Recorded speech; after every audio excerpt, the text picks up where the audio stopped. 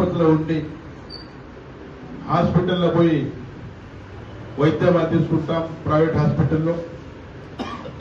దానికి ఎన్నో కాలాల నుంచి నడుచుకుంటూ వచ్చిన ఈ ప్రత ముఖ్యమంత్రి సాయ నిధితోని మనకు సాయం చేస్తారు.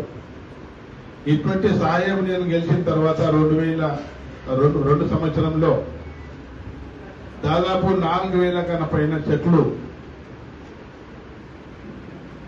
ఇయ్యడం జరిగింది. ఈరోజు 147 చెట్లు 34,59,750 రూపాయలు ఈరోజు చెట్లు మా నియోజకవర్గ ప్రజలకు ఇవ్వడం జరుగుతుంది. అదేవిధంగా మీరు చూస్తూ ఉన్నారు 2 సంవత్సరాల నుంచి